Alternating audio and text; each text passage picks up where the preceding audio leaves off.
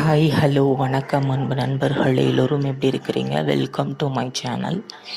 இன்னைக்கு நாம் தெரிஞ்சுக்கக்கூடிய விஷயம் என்ன அப்படின்னா, இன்னைக்கு அதாவது 12/7/2024 ஆணி திருமஞ்சன விழா சிதம்பரத்தில் நடைபெறுது. அதை பற்றி தான் ஒரு சின்ன அவுட்லைன் மாதிரி நம்ம தெரிஞ்சுக்க போகிறோம். நடராஜருக்கு பொதுவாகவே வருடத்துக்கு 6 முறை அபிஷேகங்கள் நடைபெறும். இதில் மார்கழி திருவாதிரையும் ஆணி திருமஞ்சனமும் ரொம்ப முக்கியமான விழாவாக 10 நாட்கள் கொண்டாடப்படுது. இந்த ஆணி மாத உத்திர நட்சத்திர நாளில் தேவர்கள் ஆடல் அரசன் அதாவது நடராஜ பெருமானுக்கு பூஜை செய்வதாக சாஸ்திரங்கள் நமக்கு கூறுது. அந்த நாளே ஆணி திருமஞ்சன திருவிழாவாக கொண்டாடப்படுகின்றது.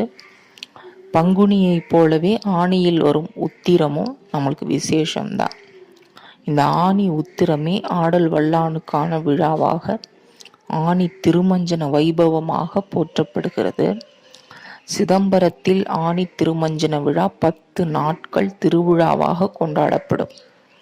வைகாசியில் அக்னி நட்சத்திர தருணம் எல்லாம் முடிஞ்சு வெப்பத்தில் தகிக்கும் திருமேனிக்கு ஆணியில் திருமஞ்சனம் செய்யப்படுகின்றது.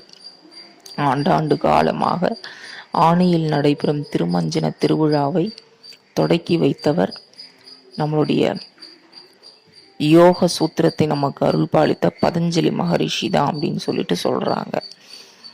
இப்படி பல சிறப்புகள் வாய்ந்த இந்த நாளை தவற விடாதீங்க. வாய்ப்பு இருக்கிறவங்க கண்டிப்பா சிதம்பரத்துல ஆனந்த தாண்டவ மூர்த்தியை தரிசனம் பண்ணிட்டு போங்க.